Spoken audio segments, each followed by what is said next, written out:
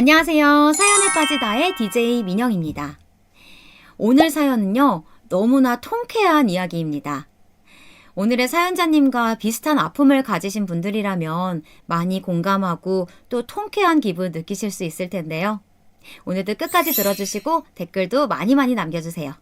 그럼 오늘의 사연 시작해 볼게요.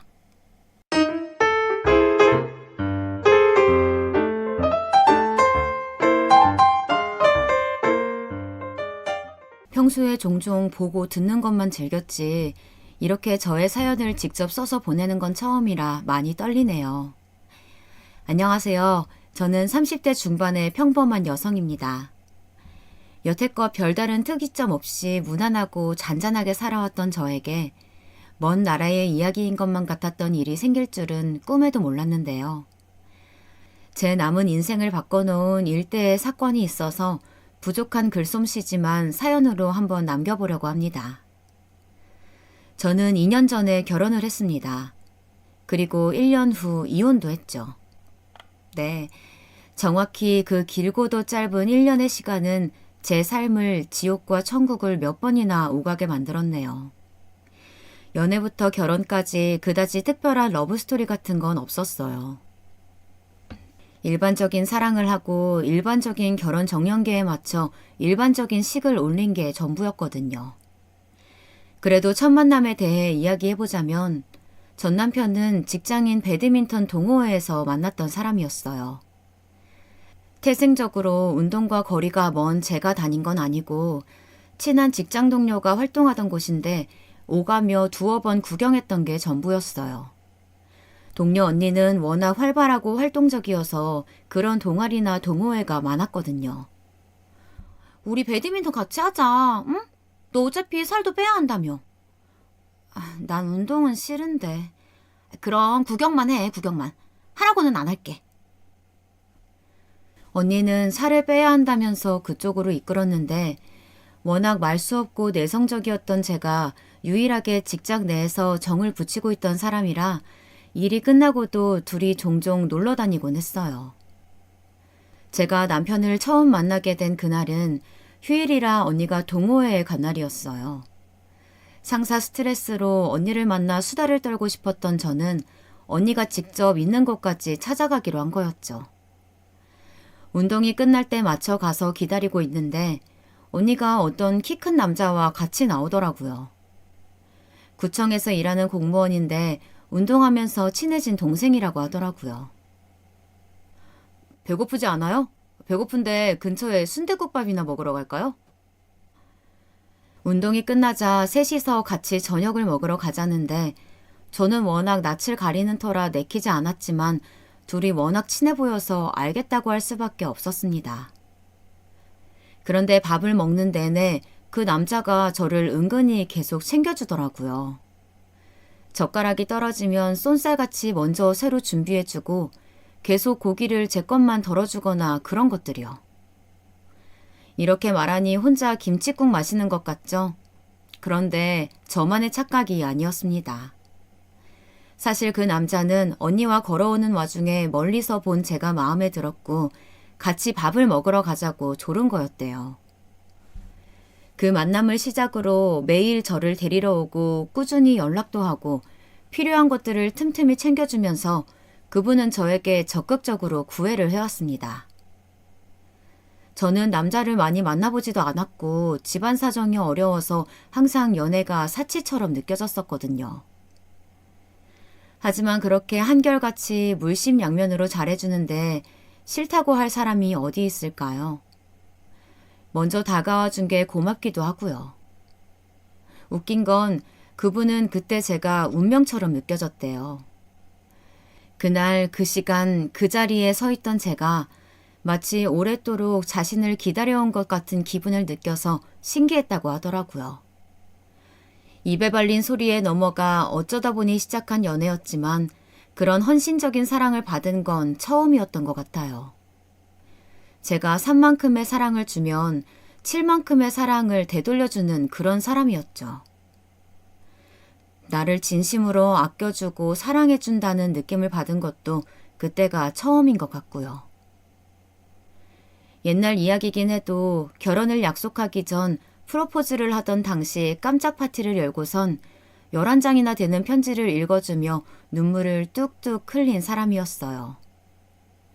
그 모습을 보며 도리어 웃음이 나오는데 이 사람이라면 내 삶을 믿고 맡겨도 되겠다 싶더라고요. 그때는 분명 그랬었어요. 내 어려운 사정을 알고도 모든 게 괜찮다고 말해주니까 결혼을 결심하게 되더라고요. 그깟 종이 11장이 뭐길래 그 약속들은 평생 지켜질 거라고 굳게 믿었는지. 지금 생각하면 씨알도 안 먹힐 정말이지 환장할 노릇이지만요. 결혼을 준비하면서도 남편과는 사소한 다툼 하나 없었어요. 다만 몇 가지 다른 부분에서 찜찜하고 화나는 일은 몇 가지 있었지만요. 처음 상견례를 하는데 저희 부모님은 30분 먼저 오셔서 기다리고 계셨어요. 일찍 온 건 부모님이 워낙 긴장하신 탓에 도착 시간을 잘못 계산하신 거긴 하지만 예비 시부모님은 약속한 시간이 지나고도 모습을 보이지 않는 거예요. 왜 안 오시지? 오실 때가 됐는데. 곧 오실 거예요. 조금만 기다려주세요. 남편은 안절부절 못하면서 오고 계시다는 말만 반복하고요. 그렇게 30분가량이 지나고 나서야 시부모님이 느릿느릿 가게 안으로 걸어오시는 겁니다. 그러면서 오늘따라 차가 막혔다고 둘러대시는데 손에는 음식점 바로 옆에 있는 커피숍에서 산 커피컵을 들고 계시더라고요. 그것도 심지어 반은 마신 것 같은 상태로요. 그 순간부터 이미 기분이 상해버렸습니다. 그럴 수도 있다고 괜찮다며 웃어 보이는 부모님을 보니 속이 더 상했고요. 그때 당장 결혼을 물렀어야 했는데 말이죠. 사람은 되돌릴 수 없는 걸 알면서도 매번 후회를 하네요. 식사를 하면서는 분위기도 나쁘지 않게 흘러갔어요. 여느 상견례 자리처럼 적당히 격식 있고 적당히 친근했고요. 그렇게 식사를 다 끝내고 나서 다 같이 일어서는데 천천히 준비하고 나오시던 시어머님이 혼잣말하는 걸 제가 들은 거예요. 아니면 그냥 저만 들리게 말씀하신 것일지도요. 아휴, 밖에서 식사하면서 이렇게 곤욕스러운 건 처음이네. 네? 어머님, 어디 혹시 불편하셨어요? 아니, 시간 지나서 하는 말인데 분위기도 그렇고 메뉴도 좀 그렇고 형편없긴 하잖니. 아무리 사정이 어렵다고 해도 그렇지. 이건 좀 그렇네. 장소 고르는 센스 좀 키워야겠다, 너. 시어머님 말씀을 듣고 나니 한순간 멍해지더라고요. 할 말 다 끝났으니 볼 일 없다는 듯 웃으며 유유히 걸어나가시는데 이 찜찜한 기분을 어떤 말로도 표현할 수가 없더라고요. 정신없이 밖으로 나오면서도 속으로 계속 스스로에게 되물었던 것 같아요. 뭐가 저렇게 마음에 안 드시는 걸까? 만약 나를 마음에 안 들어 하셔서 그런 거면 어떡하지? 우리 집 형편이 어려운 게 못마땅하신 건가? 앞으로 얼마나 자주 마주치며 살아야 할까? 내가 어머님과 평생 함께 오순도순 지낼 수 있을까? 답은 없고 고민과 의심만으로 머릿속이 꽉 차 있는데 어느새 신랑이 다가와서 모든 걸 알고 있다는 듯 제 손을 꼭 잡아주는 겁니다. 오늘 힘들었지? 혹시나 마음 상한 일 있다면 미안해. 다음엔 자기가 신경 쓸 일 없도록 내가 더 많이 노력할게.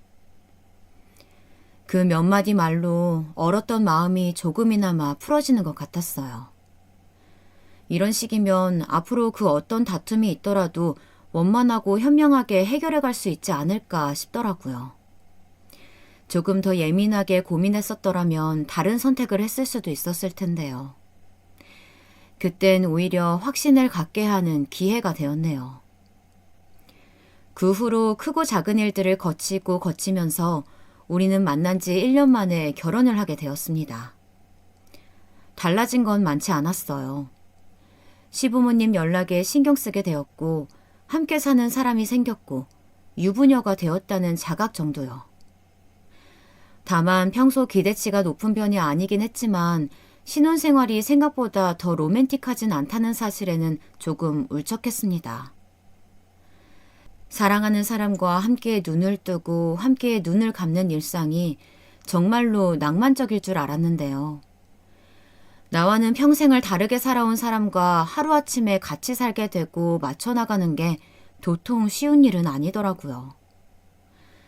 정적인 생활을 좋아해서 최소한의 움직임으로 살아온 저와 달리 남편은 인생을 제대로 즐기겠다는 자세로 굉장히 활동적이었거든요. 연애할 땐 이렇게 반대인 점들이 재밌고 좋았는데요. 결혼하고 나니 하나같이 전부 다 거슬리고 불편하게 느껴지는 거예요. 하지만 그 당시엔 그렇게 안 맞는 점뿐이어도 서로를 사랑했기에 견딜 수 있었던 것 같습니다. 당장은 막막해도 몇 년, 몇십 년을 함께 하다 보면 언젠간 꼭 맞는 부부로서 살아갈 거라고 믿었어요. 그런데 이거야말로 저만의 착각이었나 봐요. 짐 정리가 끝나갈 무렵 신혼집 집들이를 하는 날이었어요. 제가 낯을 많이 가리는 터라 결혼하기 전에 남편 친구들을 많이 못 봤었거든요. 이야기를 자주 전해들은 몇 명 빼고는 아예 누가 있고 어떤 사람이 있는지도 몰라요. 그렇지만 결혼하고 나서 맞이하는 첫 집들이니까 저도 꼭 대접하고 싶었어요. 그래서 남편이 가장 가깝게 지내는 대학교 친구들을 초대하는 자리를 마련했고요.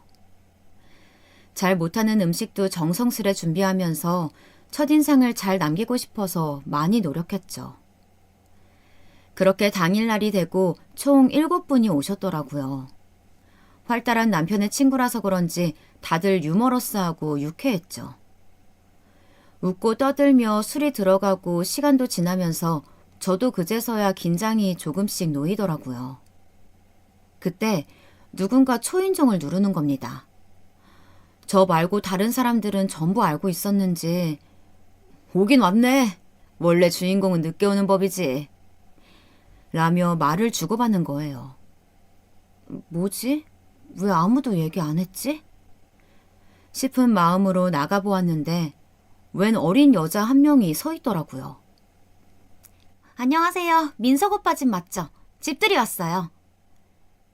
아, 안녕하세요. 크고 낭낭한 목소리로 인사를 건네는데 저도 놀라서 얼른 고개 숙여 인사했죠. 함께 안으로 들어가 보니 남편과 친구분들이 환하게 맞이하더라고요. 대학교 때부터 함께 놀던 친구 무리 중 유일한 여자이자 동생이라고 하더라고요. 편하게 이름으로 불러서 서윤 씨라고 말할게요. 결혼식 때 와서 인사도 했다는데 그날은 너무 정신이 없었는지 기억은 안 났어요. 그들끼리는 다들 굉장히 막역한 사이 같기도 하고 서윤 씨도 워낙 활발하고 털털해서 그러려니 했습니다.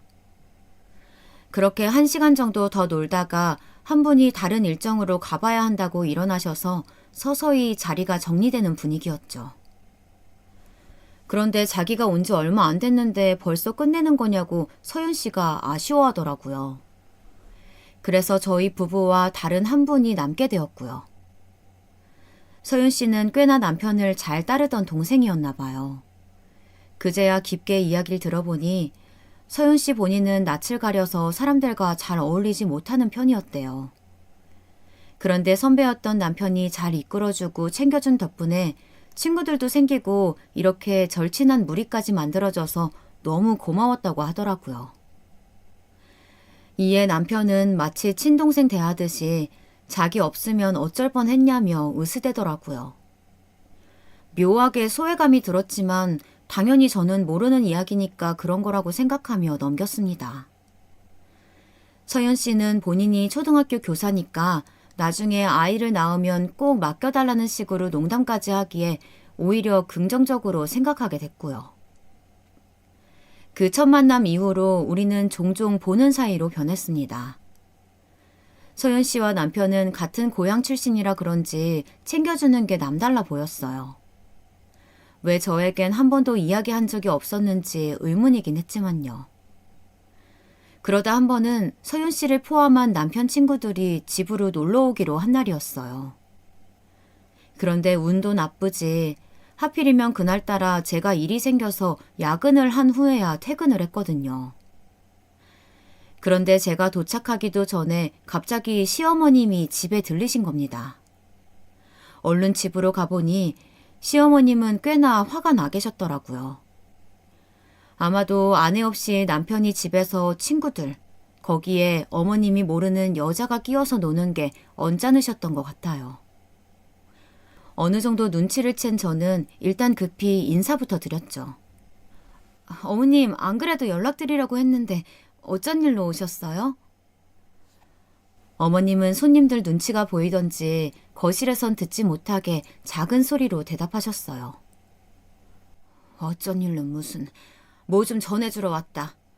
그런데 민정이, 그래도 네가 집주인이잖아. 손님들 와 계신데 늦으면 어떡해? 신혼인데 다들 뭐라고 생각하겠니? 오늘 갑자기 야근이 생겨서 정신이 없었어요. 다음에 더 신경 쓸게요. 아휴, 그나저나 저 여자애는 누구니? 처음 보는데. 친한 동생이라던데요. 대학교 때부터 알던 사이래요. 성격도 좋네. 신혼집에 남자들 사이에서 혼자 앉아 웃고 떠드는 거 보면은 말이야. 쌀쌀맞은 시어머니의 성격을 알기에 저는 그 말이 서윤 씨를 안이 꼽게 보고 계시다는 뜻인 걸 바로 알아차렸습니다. 이내 어머니는 선물로 들어왔다는 홍삼을 전해주시고선 다시 돌아가시려고 했습니다. 그러자 서윤 씨가 부엌으로 살짝 오더니 어머님께 밝게 인사를 하더라고요. 안녕하세요, 어머님. 저 민석 오빠 대학교 후배예요. 인사가 늦었습니다. 아, 그래요? 뭐 아내도 그만인 인사인데 늦을 것까지야. 어머님도 같이 이야기 나누다가 가시는 거 어떠세요? 다들 분명 좋아할 텐데. 됐어요. 맘에도 없는 소리 못하러. 그럼 놀다가들 가요. 어머님은 뭐가 또 그리 마음에 안 드셨는지 민망한 듯 미소를 보이는 서윤 씨를 두고 호련히 밖으로 나가버리셨던 기억이 나네요. 그러고 나서도 서윤 씨는 종종 친구들과 함께 저희 집에 놀러 오곤 했습니다만 우리 사이는 어디까지나 아는 사람 그 정도였지 좀처럼 가까워지지 않았어요. 처음엔 그저 성향이 안 맞나 싶었습니다. 그러고 나서 몇 달 후 코로나로 인해서 저는 재택근무로 바뀌게 되고 집에서 보내는 시간이 많아졌습니다. 지나가는 식으로 남편에게 월급이 줄어들까 걱정이야. 차라리 나가는 게 낫겠다. 라며 대수롭지 않게 이 이야기를 했더니 안 그래도 적은 월급인데 줄어들 게 있냐고 묻더라고요. 말투는 딱히 문제될 거 없었지만 저는 뭔가 빈정이 상해서 반박했죠. 적게 버는 거 아니다. 이 정도면 이 나이의 평균이야. 그랬더니 결혼할 때 가지고 온 게 별로 없으면 눈치껏 더 크고 좋은 직장으로 옮기는 게 일반적이지 않느냐고 하대요. 뭐? 아니 그렇잖아. 이제 가정을 꾸렸으면 어떻게든 더 벌 생각을 해야지. 안 그래? 그 말을 듣는데 어이가 없었습니다. 저 부모님 건강이 편찮으셔서 집안 형편이 매우 어려웠지만 여태껏 모아온 돈으로 신혼집 빼고는 나머지 전부 다 평균치 맞춰서 해결했어요. 예단도 현금으로 맞춰 보냈고 혼수도 부족함 없이 했고요. 다만 집은 남편이 결혼하자고 할 때부터 본인이 알아서 하겠다고 했었고 저희 집 상황 뻔히 다 알기에 큰 소리치던 부분이었고요. 어느 정도는 대출받아서 구했고 그 돈은 저도 일정량 함께 갚아나가고 있어요.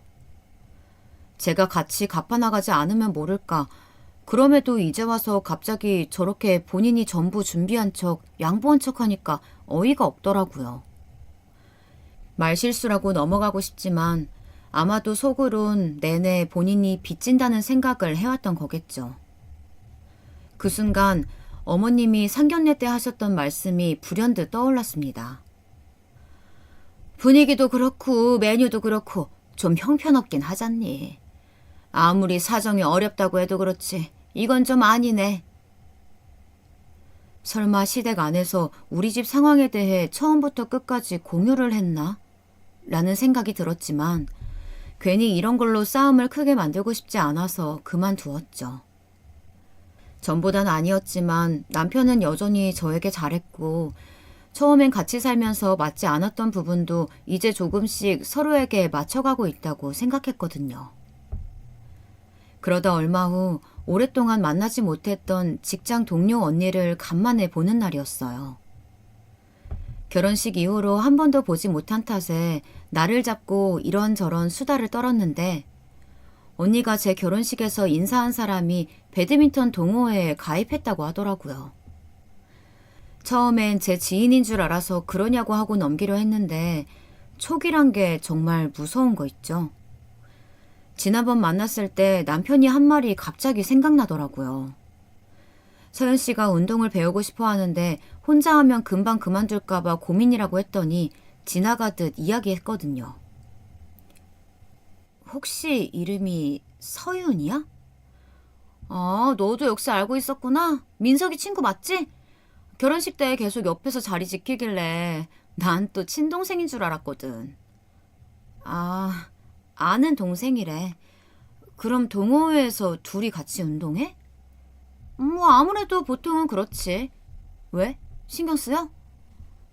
아니, 뭐 딱히.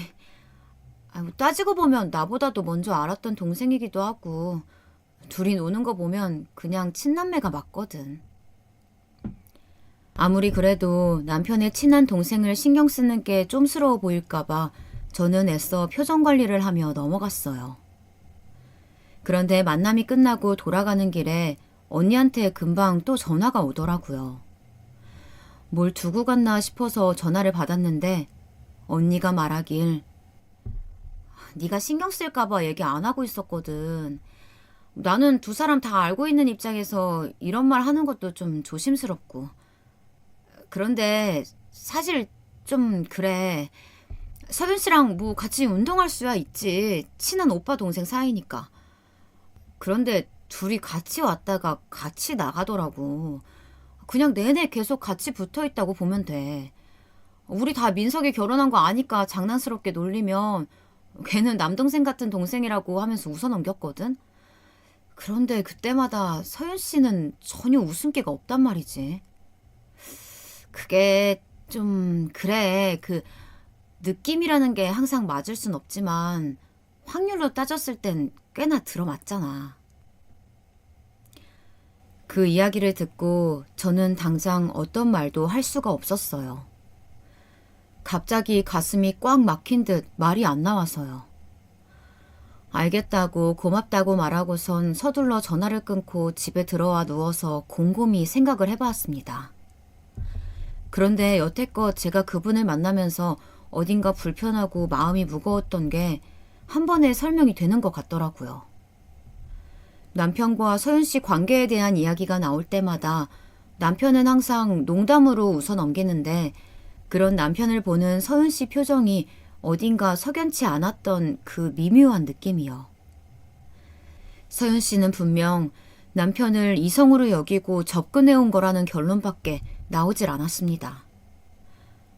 일반적으로 생각하자. 의심하지 말고 최대한 이성적인 생각을 하자.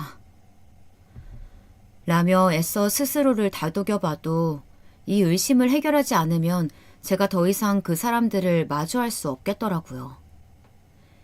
그래서 남편에게 언제 오냐고 바로 전화를 해보았는데 하필 또 동호회 모임이 끝나고 밥을 먹으러 갔다고 하더군요.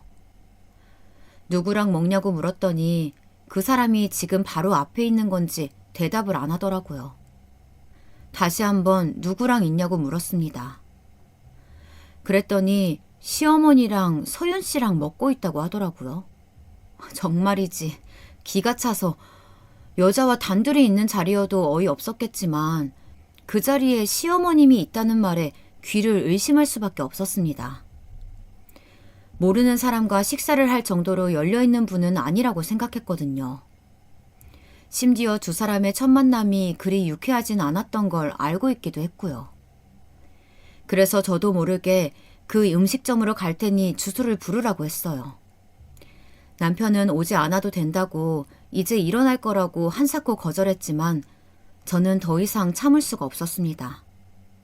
집까지 말고 기다리라고 하고선 바로 찾아갔죠. 우연인지 뭔지 세 사람은 저희 집과 상견례 했던 그 한정식 집에 모여 있었고 남편 말대로 식사를 거의 마치고 일어나려던 참이었어요. 제가 등장하자 적잖이 당황하며 각자 인사를 건네더라고요. 어쩌다 이 세 사람이 함께 식사를 하게 되었는지 물어보니 그냥 같이 운동 끝나고 밥이나 먹으려는데 엄마가 주변에 있다길래 부른 거야. 다 먹고 금방 가려고 했어, 여보. 그래, 뭐 그럴 순 있지. 그런데 나한테 이 약속에 대해서 이런 방구도 안 하는 건 너무한 거지. 난 항상 당신 일을 왜 몰라야 돼? 속에서 북받치는 감정을 쏟아내려는데 시어머님이 헛기침을 하며 먼저 자리에서 서둘러 일어났어요. 넌 이게 뭐라고 일 시끄럽게 만들어? 잘 먹었으면 그만 가자. 어머님, 예전에 상견례 때 이 음식점 형편없다고 하셔놓고 오늘은 잘 드셨나 보네요. 어느샌가 저도 모르게 이성을 잃고서 따지려 들었습니다. 그러자 서윤 씨가 와서 어머님 팔을 잡고 말리면서 그냥 나가자고 하더라고요. 그 순간 저를 투명인간 취급하는데 하마터면 서로 모르는 사람인 줄 알았어요.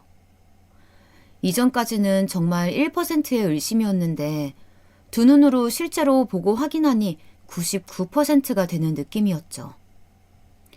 저는 그때 남편이나 그 여자보다 오히려 어머님과 이야기를 하고 싶었어요. 이 상황을 객관적으로 바라보고 무슨 생각을 하고 어떻게 판단하고 계셨는지 참 궁금했거든요. 그래서 남편에게는 알아서 집에 가라고 하고 어머님께 잠시 이야기를 하자며 카페로 모시고 갔습니다. 어머님은 꽤나 껄끄러워서 어서 이 자리를 피하고 싶은 듯 보였지만 저도 그날은 쉽게 놓아드릴 생각은 없었죠. 차 한 잔씩 두고 어머님께 솔직하게 어디까지 알고 계시냐고 물었습니다.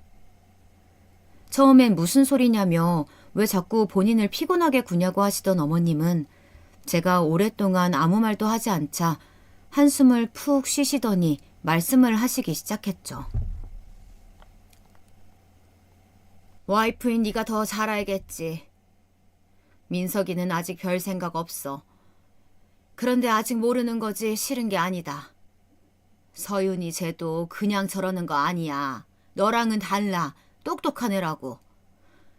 초등학교 교사에 집안도 엄청 괜찮더라. 그런데 그런 애가 뭐가 아쉬워서 저렇게 유부남 쫓아다니겠니? 욕 안 먹게끔 뺏어올 자신이 있는 거야. 하긴 나 같아도 말 없는 곰보다는 싹싹한 토끼가 낫지.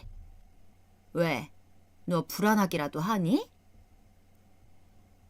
이 모든 게 본인 아들 때문에 일어난 건데도 불구하고 모든 걸 다 알고 재미있다는 듯 이야기하는 시어머니를 보며 너무나 화가 났습니다. 그런데 그 생각보다도 제 자신이 참 한심하게 느껴지더라고요.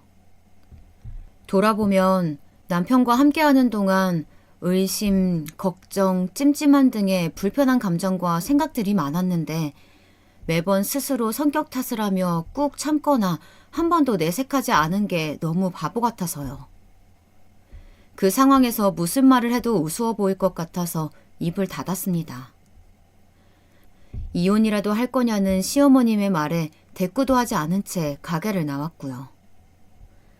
남편은 집에서 절 기다리고 있었어요. 앞으로의 일들을 직감이라도 한 듯 아무 말 없이 한참을 컵만 만지작거리면서요. 저는 이때도 사실 먼저 싹싹 빌며 사과할 줄 알았습니다. 그런 게 아니라고, 친한 동생이라 그냥 운동만 같이 다닌 거라고. 아직까지 남편의 감정은 그 정도가 아니라고 생각했으니까요. 그런데 전혀 예상하지 못한 이야기를 하는 겁니다. 사실 내가 옛날부터 많이 좋아했었어, 서윤이. 원래는 평범한 친구 사이였는데 한번 고백했다가 사이가 멀어졌고 그게 전부였어.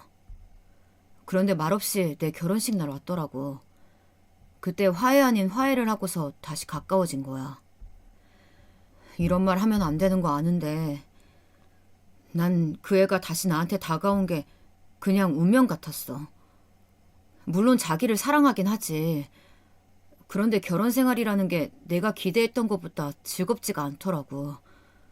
그래서 내가 어떻게든 활기를 찾으려고 자꾸 딴 생각을 하나 봐. 옛사람을 만나다 보니까 추억도 떠오르고, 그러니까 어쩔 수가 없었어. 미안해. 귀로 듣는 이야기들이 믿을 수가 없으면서도 정말로 남편의 말 같긴 해서 그제서야 실감이 나더라고요. 남편과 그 여자는 제가 생각한 것보다 더 오래, 더 자주 만나는 사이였어요.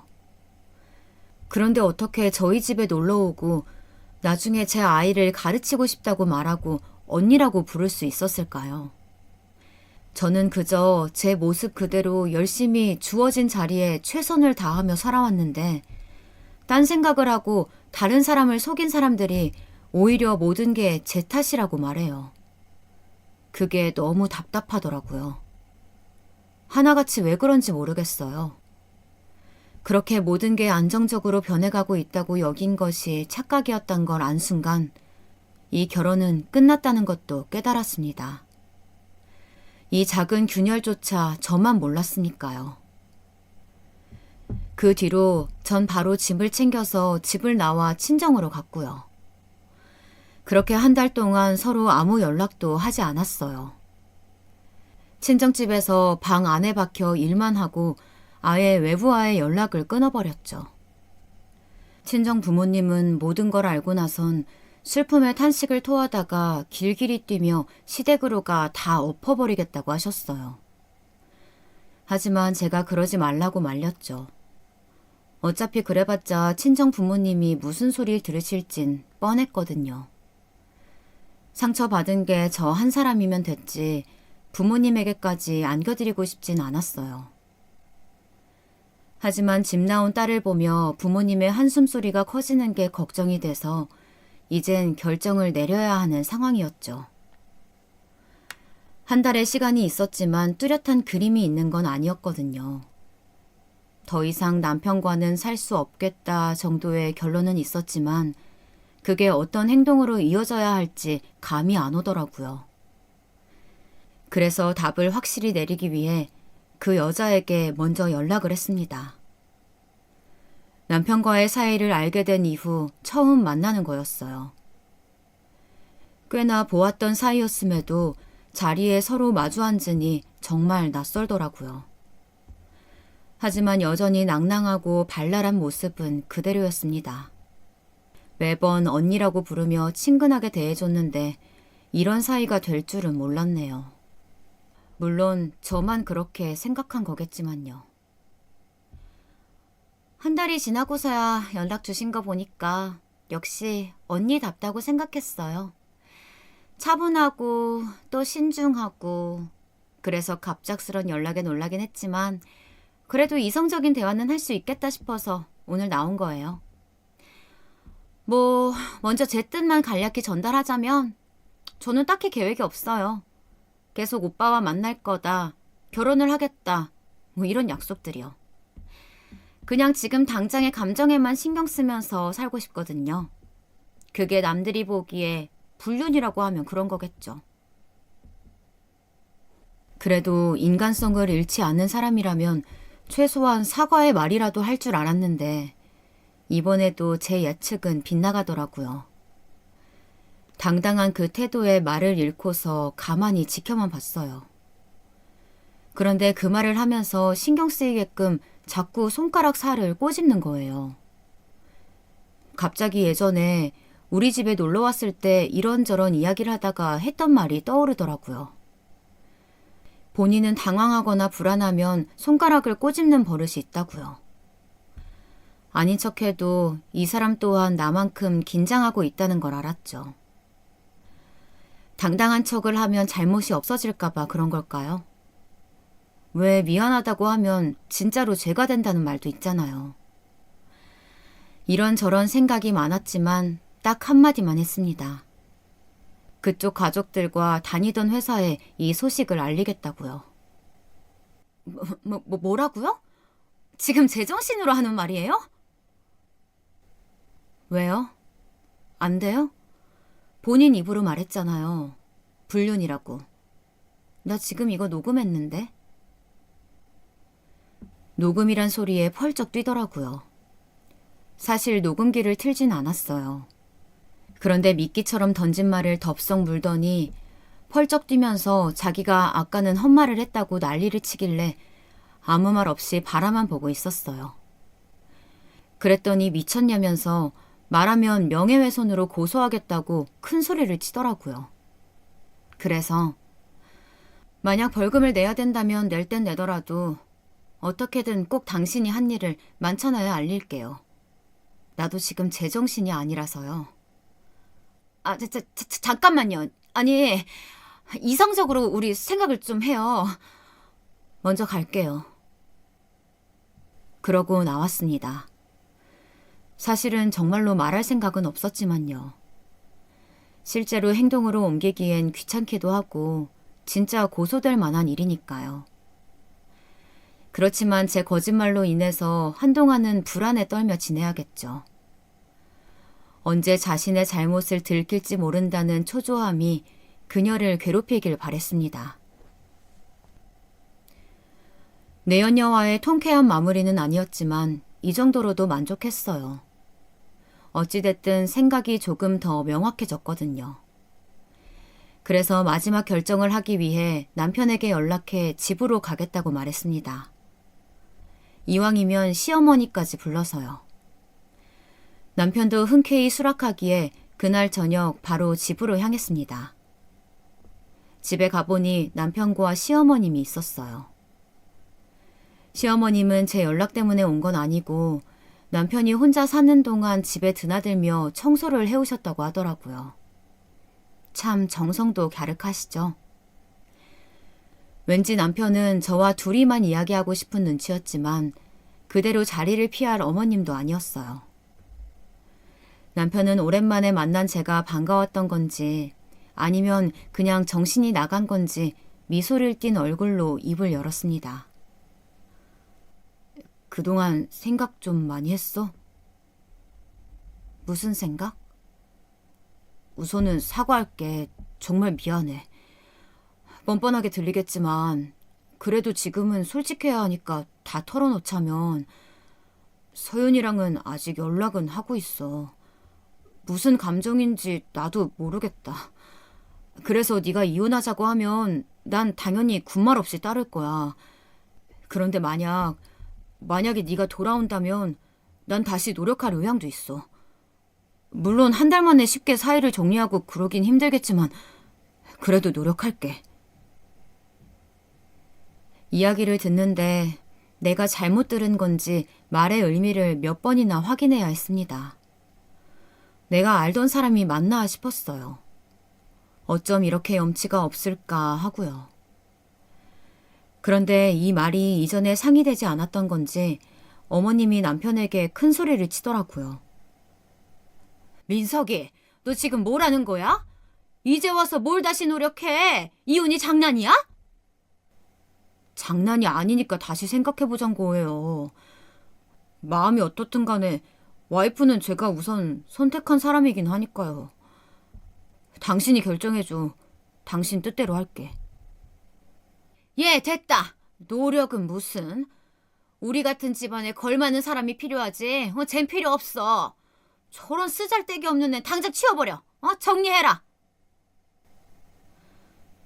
이 대화를 앞에서 보고 있자니 결심이 더더욱 확실해지는 듯 했어요.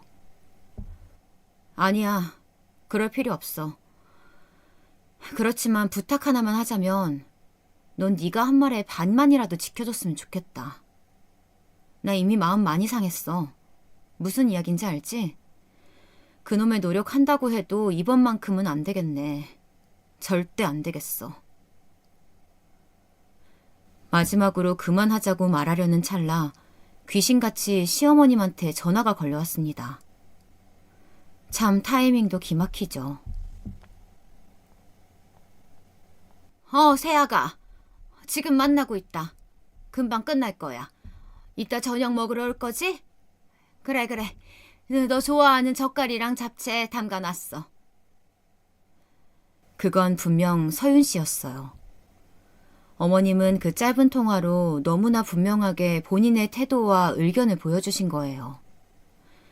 이렇게 제가 앞에 뻔히 있는데 다른 여자에게 새아가라고 하며 한껏 친절한 목소리를 내는 모습을 보니 또 한 번 속은 느낌이더라고요. 이렇게 잘 지내면서 무슨 노력을 한단 건지.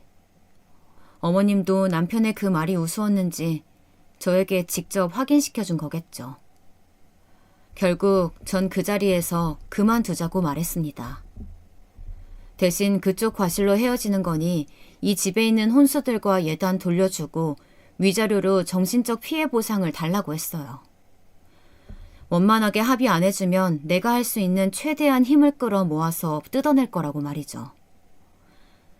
근데 제 말이 끝나자 바로 이어진 말들은 정말이지 참혹했습니다. 이제 알겠다. 너 처음부터 그게 목적이었던 거지? 이래서 사람 하나 잘못 들이면 집안이 풍비박산 난다는 거라고. 형편없는 집인 거 다 알고서도 받아줬더니 말이야. 뻔하네. 돈 빼갈 생각에 그동안 신났었겠네. 아유, 재수없는 년. 어디 더 말씀해 보세요.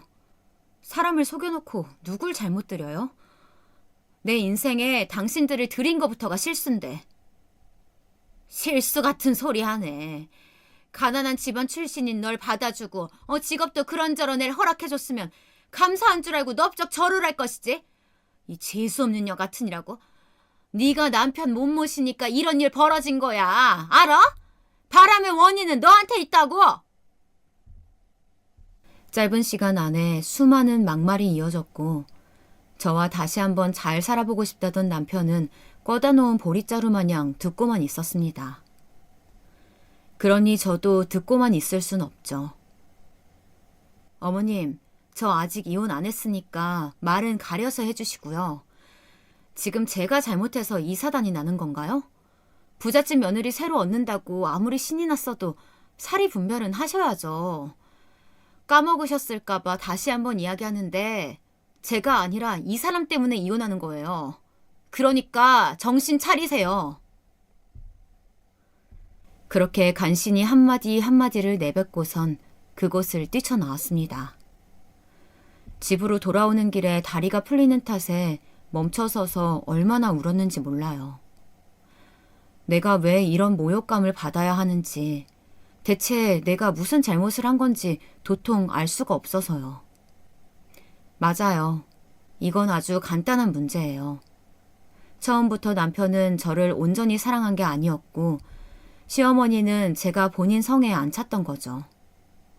이 두 가지는 확실했기에 제 선택에 있어서 후회는 없지만 상처받은 마음은 이미 너덜너덜해졌으니 미칠 것만 같았어요.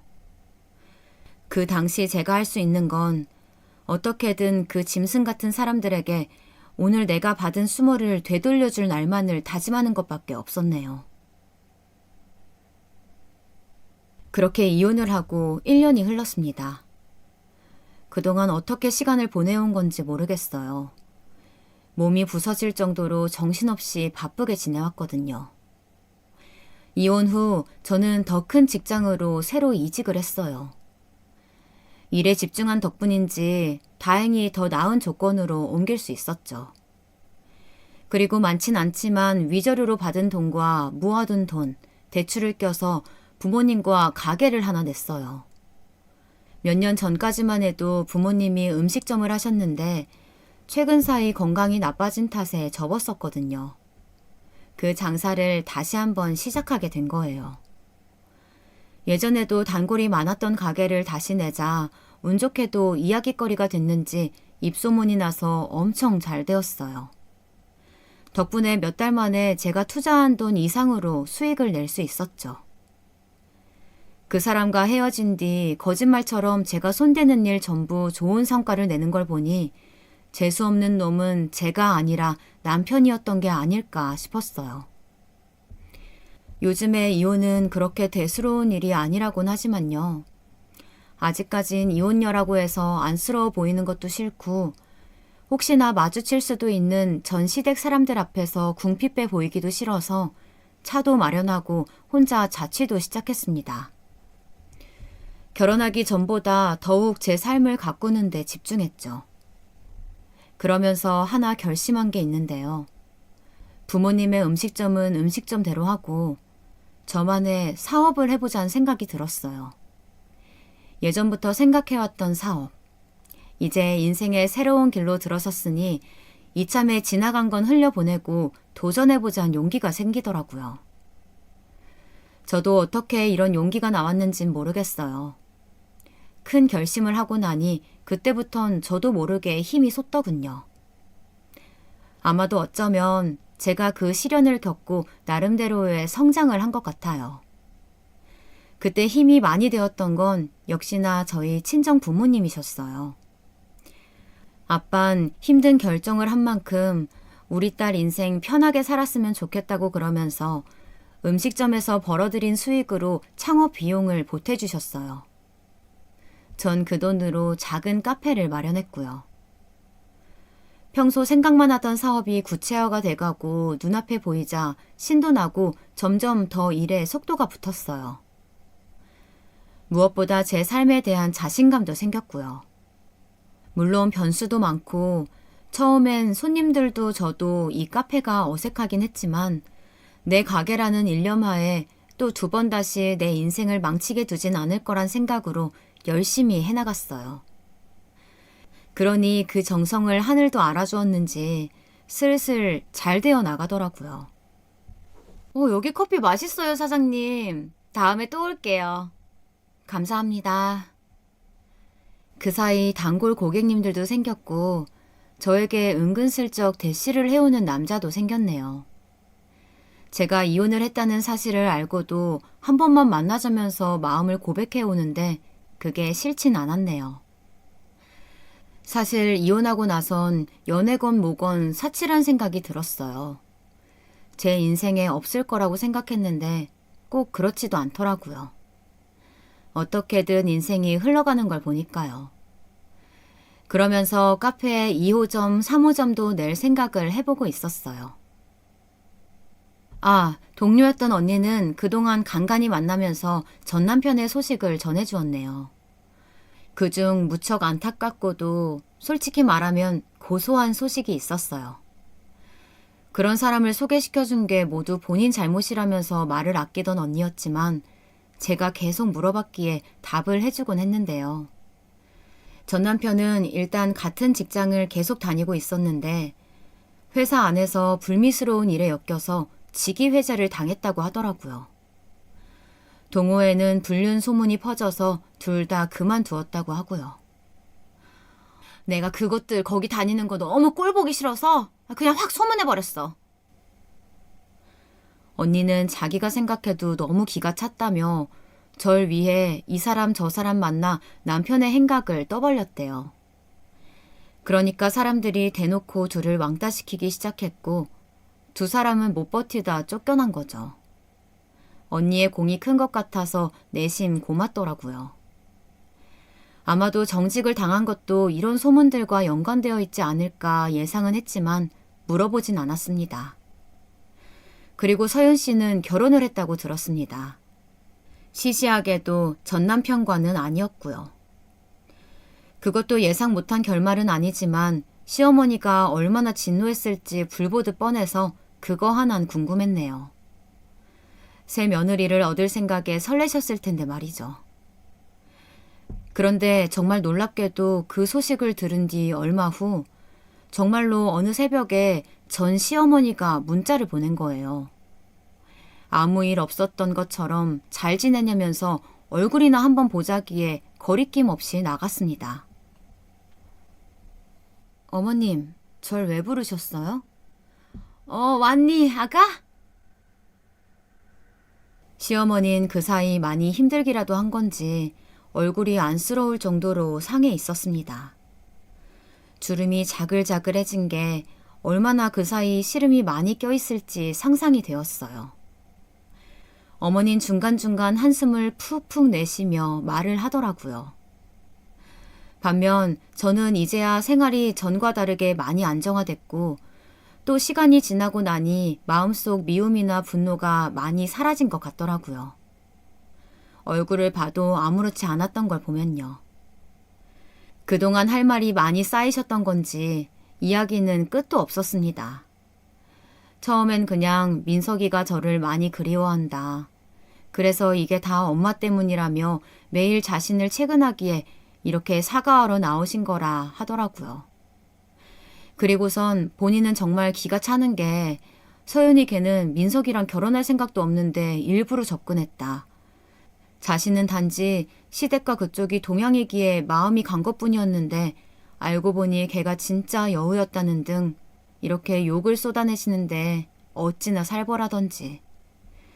전 별말 없이 네 라고 똑같은 대답만 반복했네요. 성의 없는 대답을 어느 순간 알아차리셨는지 어머님의 눈초리가 따가웠을 때쯤 차분히 말을 꺼냈습니다. 이야긴 잘 들었어요. 사과는 받겠지만 거기까지고요. 그러니 평소 어머님답게 본인 말 다 하고 나서 뒷생각 안 하고 그대로 돌아가셨으면 좋겠네요. 아가, 잠시만. 그런데 그때 시어머니가 절 붙잡기 시작하더라고요. 그러면서 갑자기 자기가 잘못했다는 거예요. 우리 아들도 많이 반성하고 있고 다시 결혼 생활을 하고 싶은 모양이라고 이쯤 했으면 다시 합칠 생각이 없겠냐고 하더라고요. 대단하신 분이죠. 이런 말을 하면서도 뻔뻔함을 모르니 그게 제 입장에선 더 신기하고 그랬답니다. 하지만 애써 물어온 미끼를 거절하기 싫더라고요. 전 오히려 좋았어요. 그리고 댁까지 데려다 드린다고 했네요. 그걸 또 긍정적인 의미로 해석하신 건지 그럼 가면서 이야기하자고 말씀하시더라고요. 웃긴 건 그 다음이에요. 바로 주차장으로 가서 차를 찾았거든요. 그런데 제 차가 벤츠인 걸 보시고 갑자기 걸음을 멈추시더라고요. 좋은 차라는 건 누가 봐도 아니까요. 그러면서 또 얼굴을 붉히시더니 본인 아들 위자료로 이렇게 호의호식했냐며 큰 소리를 치면서 본성을 보이시는 겁니다. 역시나 슬프게도 사람은 쉽게 변하지 않네요. 너 이렇게 좋은 차 타면서 얼마나 기고만장했니? 우리가 아주 우스웠겠지. 네? 아니야. 내가 말이 헛나왔다. 아량 넓은 네가 용서해라. 응? 용서해다오. 불쾌한 반응이 그대로 드러나자 어머님은 황급히 말을 추스르더니 자기가 무슨 말을 한 건지 모르겠다며 서둘러 미안하다고 하시더라고요. 그리고는 어머님을 태우고 가는 내내 말씀드렸어요. 위자료는 코딱지만큼이라도 아무 도움도 안 됐고 원흉 같던 댁 아들과 헤어지니 돈복이 굴러와서 산 거니까 오해하지 말라고요. 어머님은 무슨 말을 하고 싶은 듯 꾹 참는 모양새였지만 전 가만히 웃으며 그 얼굴을 지켜보는데 어머님이 갑자기 너 혹시 카페 열었느냐고 물으시더라고요. 우리 애가 그러는데 네 가게가 잘 된다며? 손님도 늘 꽉 차 있다던데. 알고 보니 어머님은 그새 제 카페 정찰까지 나와 한번 둘러보고 가신 모양이었습니다. 그러면서 눈치를 보는데 제가 그새 얼마나 돈을 버는지 궁금했던 모양이었어요. 아마 차도 좋겠다, 카페도 잘 되겠다. 이젠 탐이 났던 거죠. 그제야 확실히 온전히 이해가 되더라고요. 왜 이렇게까지 저자세로 나와서 다시 재결합을 요구하고 나서는 건지. 전 남편이 회사에서도 잘렸겠다, 좋은 곳으로 간 것도 아닌 더 작은 회사로 가 쥐꼬리만한 월급 받아오며 사는 걸 보니 그게 깝깝하셨다네요. 그 이야기를 들으며 전 시댁 앞에 도착했는데 더 기막힌 건 전 남편의 등장이었어요. 마치 기다렸다는 듯 그 자리에 서 있는 전 남편은 절 보자마자 횡설수설 말을 늘어놓기 시작했습니다. 그동안 잘 지냈어? 나는 잘 지내지 못했어. 근데 당신 얼굴이 너무 보고 싶더라. 그립고. 당신은 그러지 않았어? 내가 한 짓이 있으니까 나 많이 후회했어. 내가 왜 그랬는지 시간을 돌릴 수만 있다면 그러고 싶은데 아무래도 방법이 없겠지? 방법? 방법이 왜 없어? 어? 당신 나한테 기회 주는 거야? 응, 기회 줄게. 사실 속으로 오늘 어머님이 당신 아들에게 보고 듣고 말한 걸 모두 떠드는 분이시니 저를 만난 이야기도 꼭 전 남편에게 전해주셨길 바라고 있었는데요. 그럴 필요가 없어 깔끔해졌어요. 전 웃으며 말을 이었어요. 당신 요즘 회사에서 버는 월급도 작고 어머니 모시고 생활하기 힘들다 하던데 내가 도와줄까? 이랬더니 정말? 이라며 제 손을 덥석 붙잡더라고요. 그렇게만 해주면 자긴 소원이 없겠다 하더라고요. 참 대단하죠? 내가 이런 대단한 사람에게 프로포즈 받고 눈물까지 흘렸다니 기가 찼네요. 그럼 알겠어. 일단 내 카페에서 일해. 내가 사실 아르바이트 자리를 구하고 있거든. 경력이 없으니까 신입이지? 그럼 최저시급으로 맞출게. 불만 없지? 뭐? 아니, 당신 가게에서 일을 하라고? 순간 전 남편의 얼굴이 차갑게 식더라고요. 아마 긍정적인 지원을 바랬는데 카페 취직이라니. 그건 또 싫은 모양인지 절 세차게 노려보더군요. 그러면서 아무 말을 못하는데 전 이런 드라마 같은 일이 나에게도 일어나나 싶어 즐거웠어요. 그리고 저도 똑같이 웃어주며 말했네요. 노파심에 말하지만 앞으로 나한테 2번 다시 연락하지 말고 나타나지도 말라고요. 내가 난리 안 피우고 조용히 이혼해 준 걸 선처로 고맙게 받아들이라고요. 고얀 것! 나쁜 것! 옆에서 듣고 있던 전 시어머니가 제게 삿대질을 하며 고래고래 괴성을 지르기 시작하는데 전 그냥 뒤돌아 차에 올라탔어요. 백미러로 매끈하게 빠진 제 차의 뒤태를 멀거니 바라보는 전 남편의 얼굴이 보이는데 웃음이 났습니다. 그래, 이게 너의 최후야. 너의 마지막이야. 그런 말을 속으로 되뇌었습니다. 돌아오면서 끔찍한 과거긴 하지만 그래도 봐온 정이 있고 이제는 마음속 상처를 덜어내고 싶어서 오늘 만남이 나쁘게 끝나진 않길 바랬는데 이젠 그 집과는 정말로 영원히 안녕이란 생각이 들었네요. 하지만 여기서 끝이 아니었어요. 안녕이라고 생각했는데 저희 친정 부모님 생각은 또 달랐나 봐요. 친정 부모님은 당신 딸이 이렇게 힘들어했던 시간이 안쓰러웠는지 따로 생각이 또 있으셨더라고요. 어느 날 친정 부모님이 갑자기 어머니와 전 남편을 초대한 거예요. 저희 음식점으로요. 꽤 큰 크기의 규모를 보니 놀랐는지 어머니의 표정이 휘둥그레지더라고요. 전 남편도 저에 대한 앙금이 남아있긴 했지만 돈 앞에선 또 기가 죽었나 봅니다.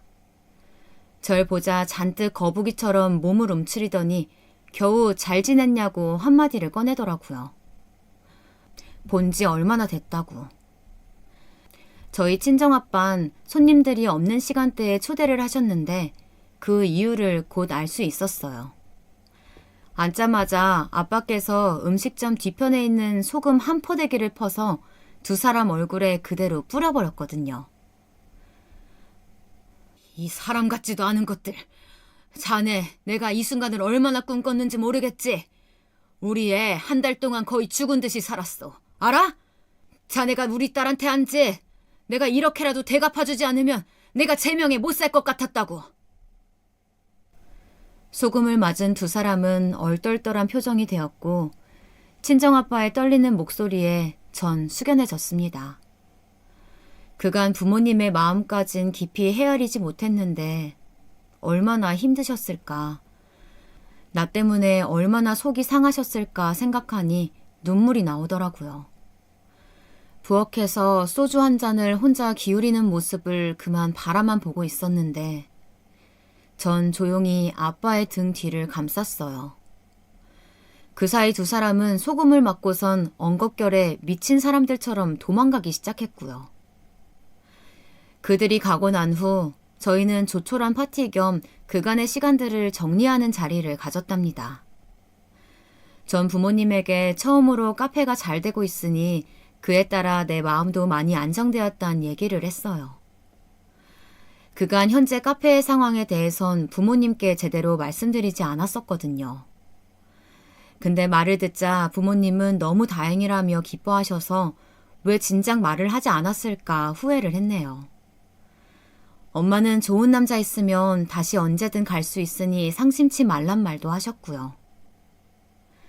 다 기억이 나진 않지만 이런 류의 말을 하면서 잘 마무리했던 것 같아요. 이 자리가 진정한 마무리였네요. 자, 여기까지가 저의 결혼부터 이혼까지 다사다난했던 지난 날들에 대한 기록입니다. 저도 이렇게 글로 써보고 다시 또 읽어보니 저도 결코 평범한 삶만을 살아오진 않았네요.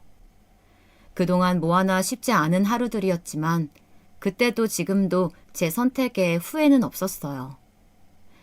그때가 있었기에 저는 조금 더 희망찬 미래를 그릴 수 있게 됐으니까요. 앞날을 어떻게 장담할 수 있냐만 그럼에도 제가 늘 꿈꾸었던 삶의 여유를 되찾기 위해 최선을 다하려고 합니다. 제 소신껏 제 자리에서 열심히 살아갈 계획으로요. 우리 모두 얼굴도 모르는 먼 사이지만 이 글로 인해 수많은 분들과 인연이 되었네요. 시간 내서 제 이야기를 들어주신 점 감사하고요. 여러분의 오늘이 뜻깊은 즐거운 하루였길 바랍니다.